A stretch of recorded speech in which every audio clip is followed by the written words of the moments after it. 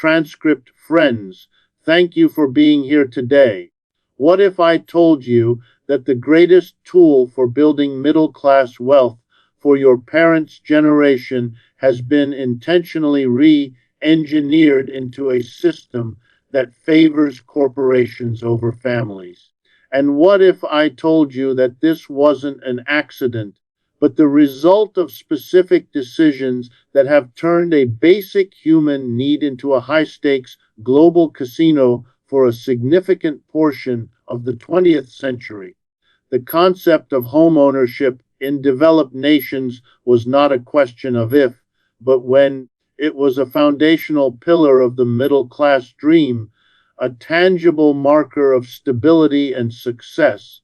The boomer generation, those who came of age in the post war economic expansion, largely viewed the purchase of a house as a normal, accessible part of life. It was the bedrock upon which one built a family, invested in a community, and secured a comfortable future. They often recount stories of buying their first homes at prices that seem bafflingly low to modern ears in a market with little competition. This narrative, however, has fractured, replaced by a modern reality that feels like a cruel inversion of that bygone dream. Today, a vast and growing portion of the population finds itself locked out. The dream of ownership has been supplanted by the immediate crushing weight of monthly rent. For millions, the idea of saving a down payment is a financial impossibility when rent alone consumes an unsustainable percentage of their income. Even those who manage to secure a mortgage in recent years often find themselves in a precarious position, struggling to keep up with high payments in an economy of stagnant wages and rising costs. This generational divide between those who bought in an era of accessibility and those who are now tenants in an era of exclusion has become a defining feature of modern society. This crisis is not a localized anomaly confined to one or two overpriced cities. It is a systemic global phenomenon. In affluent developed nations across the spectrum from Canada and the United States to Australia and much of Western Europe, the story is strikingly similar. Housing prices have decoupled from the economic reality of the people who live and work in these countries. Prices have not just risen, they have exploded, far outpacing the average incomes of the working population. The consequence is stark and undeniable. Home ownership is becoming an unattainable luxury reserved for a shrinking elite. The data paints a picture not of a slowdown, but of a market collapse for new buyers. According to a comprehensive report by Redfin in the United States, a staggering 60% of homes for sale in the year 2021 were considered affordable for the average family. Just 1 year later, in 2022, that number had plummeted to a mere 21%. In the span of 12 months, two-thirds of the affordable housing stock vanished, evaporating into a market that no longer serves the average citizen. This is by many metrics the lowest point for housing affordability in history, forcing a critical examination of how the entire system became so fundamentally rigged. That forces us to ask the big question: how did the system get so rigged? To truly understand the current crisis, you first have to understand the profound philosophical shift in what a house even represents. The unaffordability of today isn't the result of a single policy, but the culmination of a decades-long transformation changing the very soul of the housing market. We have moved from an era of home to an era of asset, and this distinction is the key to the entire problem. In the past, specifically in the post-war decades, like the 1960s, the primary function of a house was shelter. It was a consumption good, a place to live, raise a family, and feel a sense of stability and belonging. While it was understood that a home might appreciate in value, it was not its main purpose. It was not viewed as a speculative tool or a primary vehicle for getting rich. This ethos was reflected in the economics of the time. In most developed nations, the median house cost was closely aligned with median income, typically costing around 2 to 3 times the median person's yearly salary.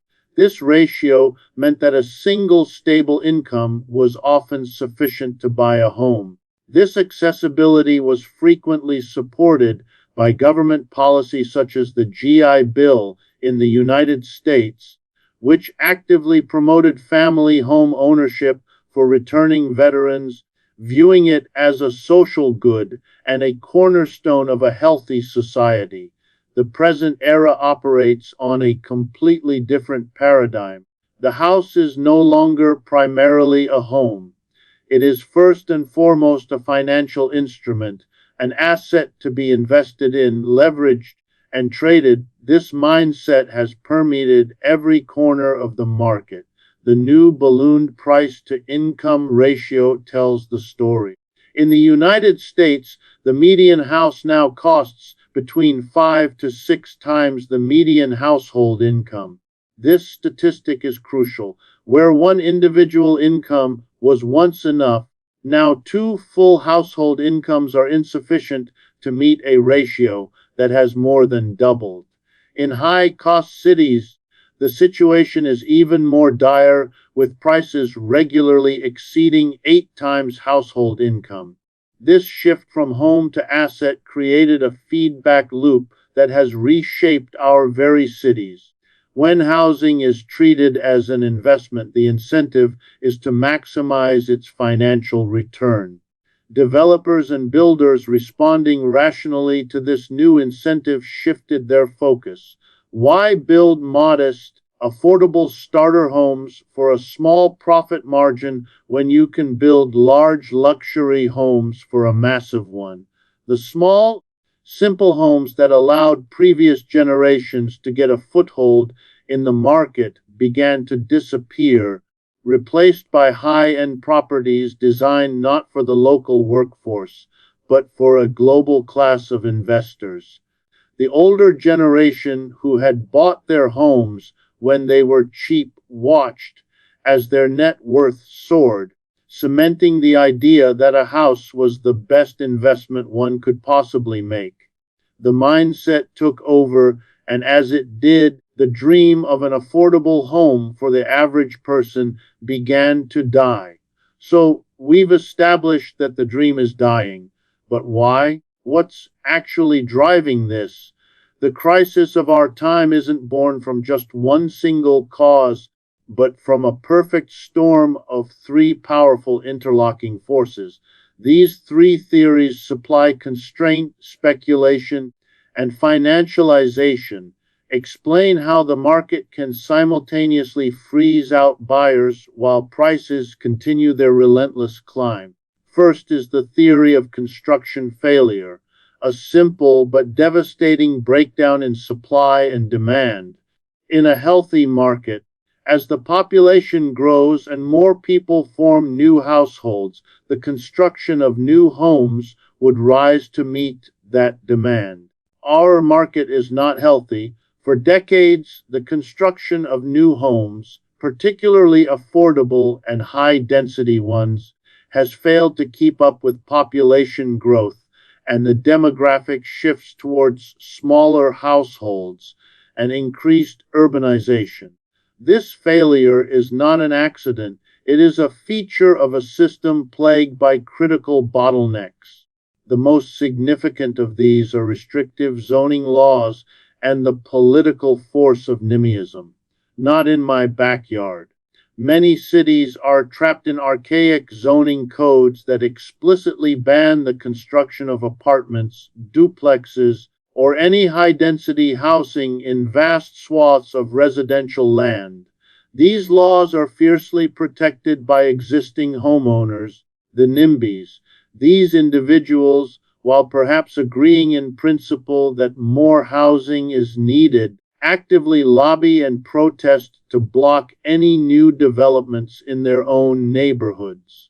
They fear that new apartments will increase traffic, strain local services, or most importantly, cause the value of their own property to decline.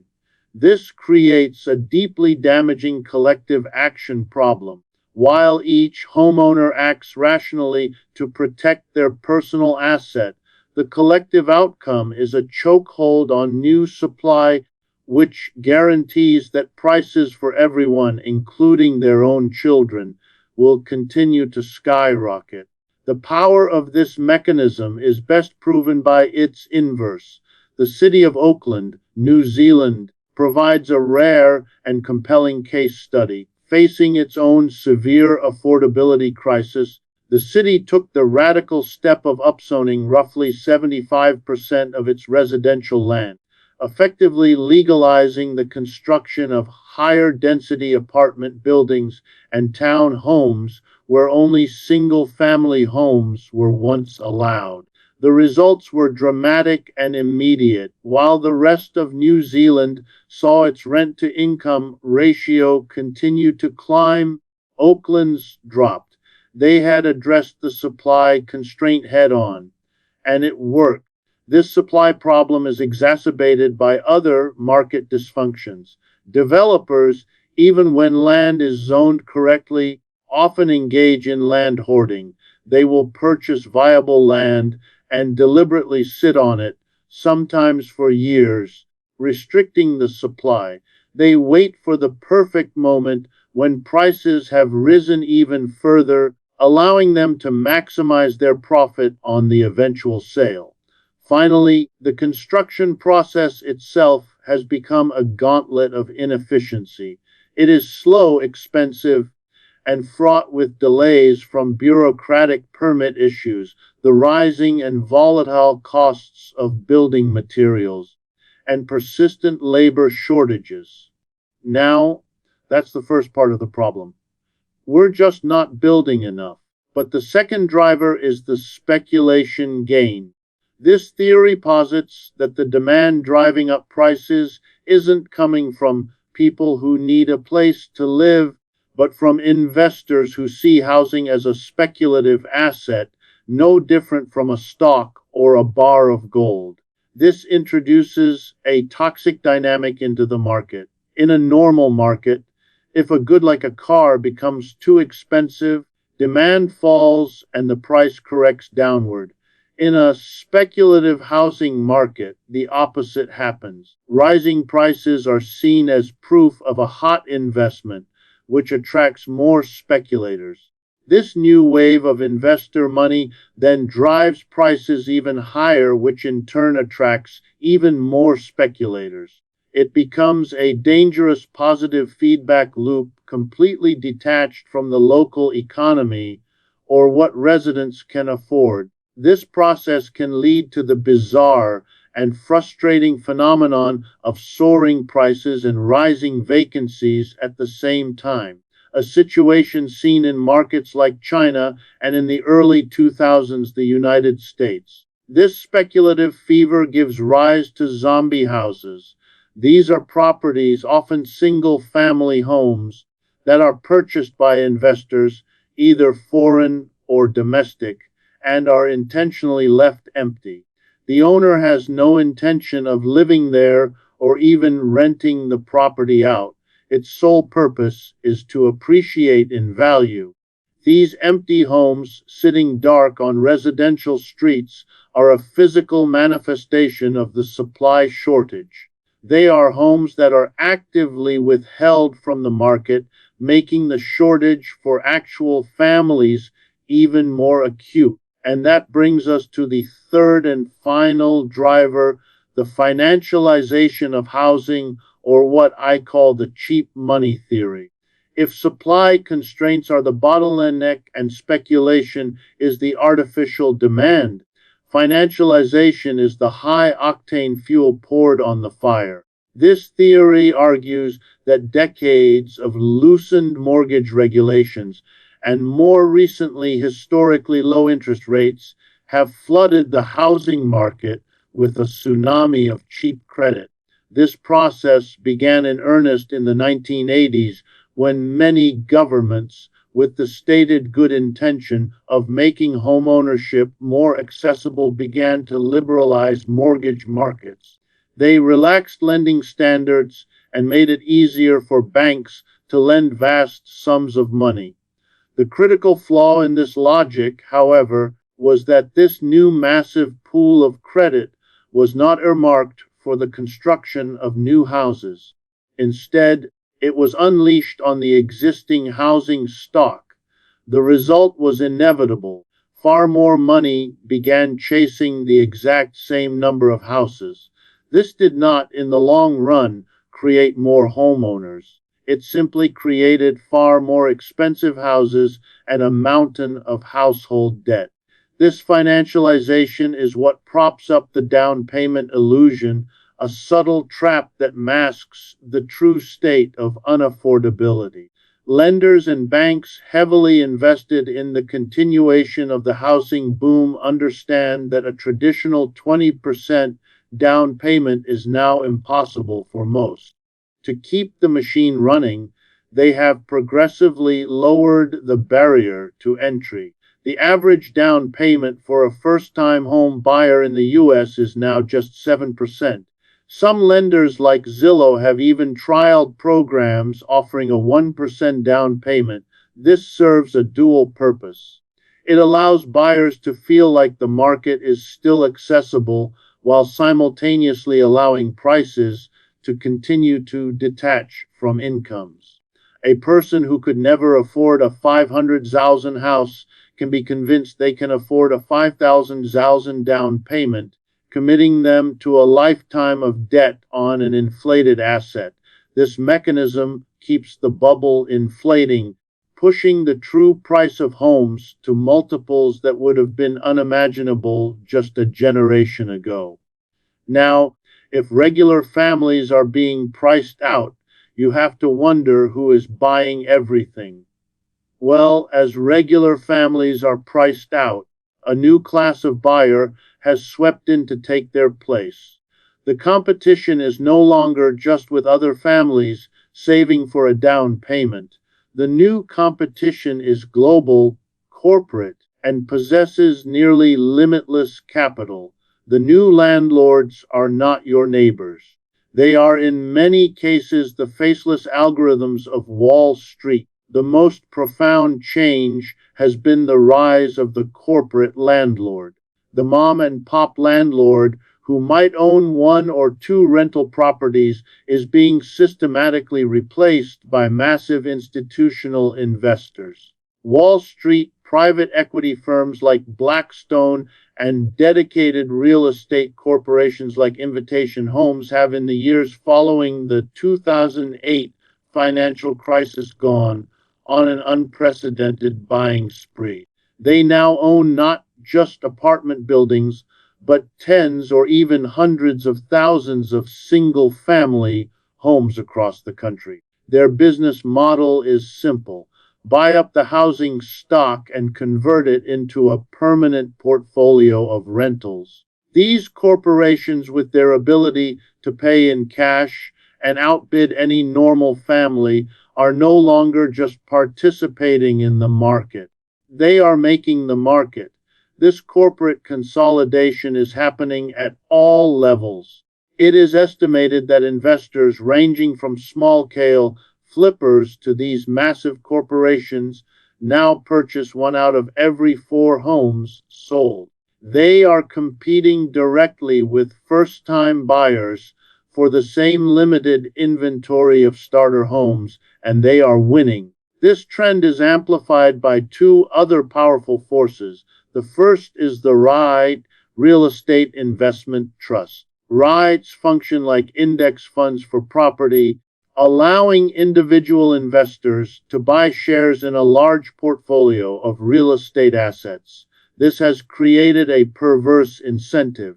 People who find themselves unable to afford a home can now invest their savings in a REIT that profits from the very unaffordability that locks them out. The popularity of residential rights has channeled billions of dollars of new capital from the stock market directly into the housing market, funding the further acquisition of homes and pushing prices even higher in a vicious self-perpetuating cycle. The second force is the short-term rental market epitomized by platforms like Airbnb. An increasing number of properties, especially in desirable urban and tourist areas, are being removed from the long-term rental market entirely. They are purchased by investors for the sole purpose of being used as mini hotels rented out by the night to tourists, as seen in cities from Lisbon to Barcelona. This hollowing out of the residential housing stock has a devastating impact on local residents. It removes critical supply, driving up rents for everyone else and transforming vibrant neighborhoods into transient tourist zones. Alongside these corporate and speculative forces, two other groups of buyers are keeping the market active even as interest rates rise. The first is all cash buyers. These are often boomers or other longtime owners who are cashing in on the massive equity they've built over decades, having bought their homes for a fraction of their current worth. They can sell at an enormous profit and use that cash to buy a new, smaller home outright. They are completely insulated from the high interest rate mortgage market that has frozen out new buyers, allowing them to dictate prices. The second group is interstate movers. This phenomenon involves people fleeing the most high cost of living whole cities like San Francisco or New York and moving to traditionally cheaper areas of the country. They bring with them the high incomes or remote work salaries from their whole jobs.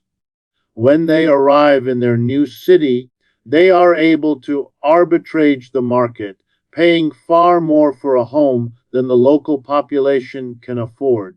In the process of escaping their own affordability crisis, they inadvertently export it, pushing up local prices and displacing the residents of their new communities.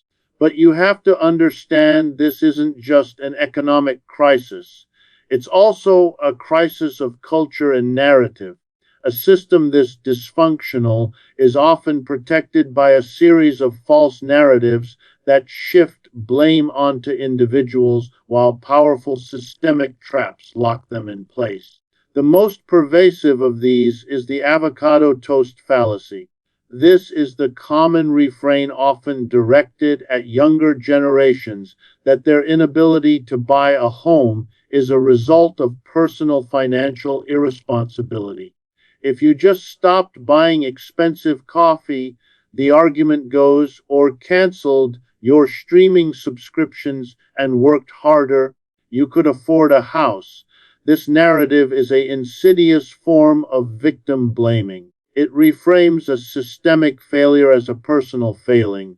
The reality, as the data shows, is that no amount of personal austerity can bridge the chasm that has opened between wages and housing costs. The average home in many markets now earns as much in capital appreciation per year as the average person earns in salary. An individual cannot outsave an asset that is appreciating at the rate of their entire income. This narrative conveniently ignores the structural forces at play, the zoning laws, the corporate speculation, the decades of financialization, and places the entire burden of a broken system on the shoulders of the individual. A second, more subtle systemic trap is the double income phenomenon. When the two-income household first became common, it was seen as an option, a way for a family to dramatically increase its standard of living, afford more luxuries, and save more for the future. It was a choice that provided a significant advantage. Over time, however, as the market adjusted to this new higher level of household income, this choice became an obligation. The housing market, in its relentless upward march, absorbed all of that extra income. Today, two full-time salaries are the baseline requirement to afford the same modest home that one salary could secure decades ago. This is not progress. It is a societal rat race where families have to work twice as hard just to stay in the same place. This system has collateral damage. It brutally penalizes single people who are now competing against the financial power of two-income couples. It punishes single-parent households and makes it financially ruinous for one parent to take time off to raise children. The option has become a requirement, and the net gain in quality of life has been funneled almost entirely into the inflated value of property assets. Finally, the market is now defined by the trap of the golden handcuffs. In the past 2 years, as central banks have raised interest rates to combat inflation, the housing market has become frozen. This is because millions of existing homeowners are locked into 30-year fixed mortgages with historically low interest rates, many less than 3%. They are in effect trapped. They cannot sell their homes even if they want to move, because doing so would mean buying a new home at the current much higher interest rate. This would cause their monthly payments to double or even triple. This refusal to sell is not irrational. It is the only sane financial decision, but it has brought the entire market to a screeching halt. The inventory of homes for sale has collapsed. This lack of supply forces even more people, those who would have been buyers, into the rental market. This new desperate demand for rentals, competing in a market already constrained by corporate landlords and Airbnb conversions, causes rents to explode. In this way, the very policy designed to cool the market for renters made the affordability crisis even more painful. But the consequences of this system-wide failure extend far beyond the numbers on a balance sheet or the frustrations of a frozen market. The true cost of this crisis isn't just financial, it's social, demographic, and psychological. It is a slow motion, hollowing out of the very fabric of society, changing not just where we live, but how we live and fundamentally who we are. Perhaps the most profound impact is on our demographic future. Across the developed world, young people are delaying or foregoing major life milestones, not out of choice, but out of sheer economic necessity.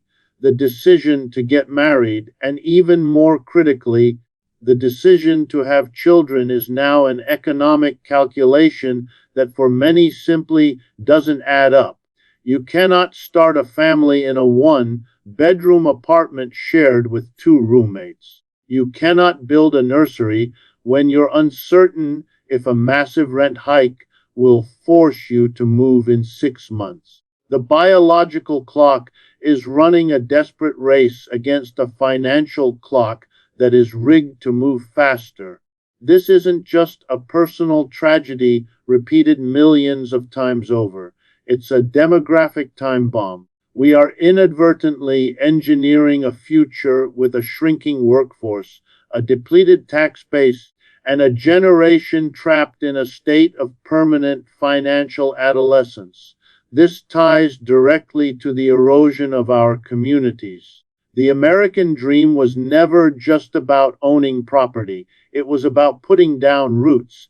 It was about joining the PTA, knowing your neighbors, coaching the local little league team, and feeling a sense of belonging and investment in a place. Homeownership, or at least stable long-term tenancy, provided that stability. Today, We are becoming a nation of transients when entire neighborhoods are owned by remote corporate landlords who see tenants as line items on a spreadsheet, or when homes are fragmented into short term Airbnb rentals. That social capital evaporates. No one plants a tree when they know they won't be there to see it grow. No one bothers to learn their neighbor's name. This atomization leaves us disconnected, isolated, and far less resilient as a society. The crisis also creates a new suffocating kind of economic and geographic immobility. We've talked about the golden handcuffs that trap owners in their homes, but the iron grip of high rent traps renters in their jobs. In an affordable market, an individual has the freedom to take risks. They can quit a soul-crushing job to start a new business, go back to school, or pursue a passion. But when 30, 40, or even 50% of your income is consumed by rent, you have no margin for error. You are chained to the bad job, the bad boss, and the bad situation because one missed paycheck could mean eviction. This job lock stifles entrepreneurship, kills innovation, and deadens the human spirit. Furthermore, the classic American story of moving for opportunity, packing up, and heading to a boom town is over. You can't move to a high growth city for a better job if you can't afford the rent on arrival. Our workforce is becoming less dynamic, trapped in place by the sheer cost of shelter.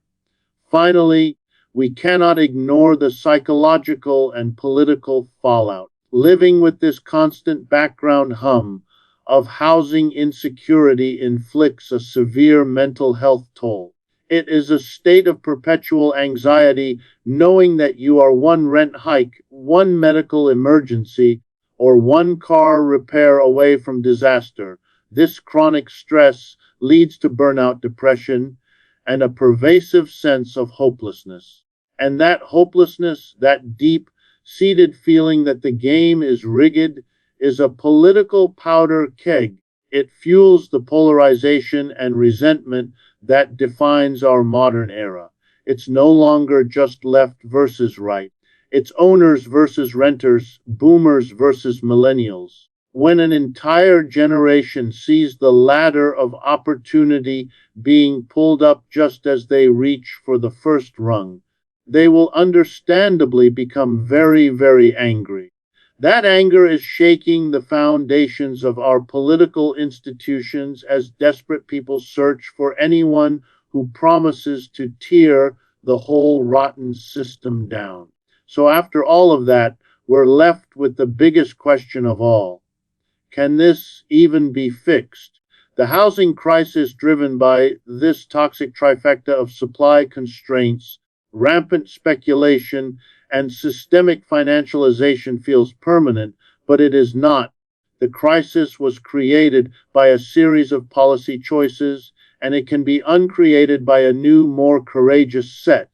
The solutions are known. It is the political will that is missing. Experts and urbanists consistently point to a handful of key policy reforms. The first is tax reform, specifically the implementation of a land value tax (LVT). Unlike a traditional property tax, which taxes both the land and the building on it, an LVT taxes only the value of the land itself. This simple change would powerfully realign incentives. It would make it prohibitively expensive for speculators to engage in land hoarding or to leave zombie houses empty on valuable urban land. It would reward building and development, not passive speculation. The second, and perhaps most critical solution is zoning reform. The chokehold of NIMBYism must be broken. This means ending restrictive single-family only zoning and legalizing the construction of more diverse, high-density housing options like apartments, duplexes, and townhomes. As the Oakland example proved, allowing supply to meet demand is the most direct way to stabilize prices. Finally, the speculative nature of the market must be addressed through investor restrictions. This could include banning or placing severe limitations on the ability of large corporations and private equity firms to purchase single family homes. It could also mean implementing tax disincentives, such as ending the tax benefits and loopholes that encourage individuals and corporations to own multiple investment properties, thereby freeing up housing stock for first time buyers who actually intend to live in them. So, why aren't we doing this? Why aren't these common sense solutions being implemented? The roadblock is political. In most Western nations, the majority of voters are already homeowners. In the United States, for example, roughly 65% of Americans own their homes. These individuals and the politicians who rely on their votes are deeply resistant to any policy that might property prices to fall or even stagnate. A decline in housing values, while necessary to restore affordability, would be seen by this voting bloc as an attack on their primary source of net worth. Furthermore, no politician wants to risk a sudden price crash, which could be genuinely dangerous. A sharp drop in prices like the one seen in 2008 could plunge millions of recent buyers underwater, leaving them owing more on their mortgage than their home is worth.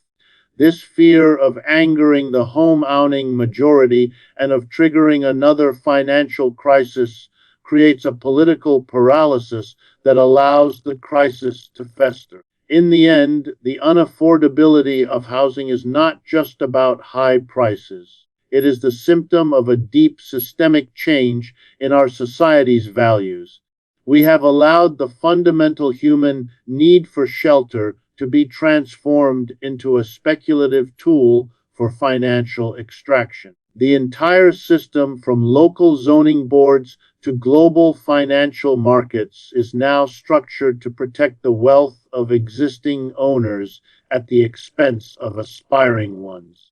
Unless we find the political courage to fix these broken fundamentals, to address supply, tame speculation, and re-enter housing as a social good, renting will become the permanent new normal.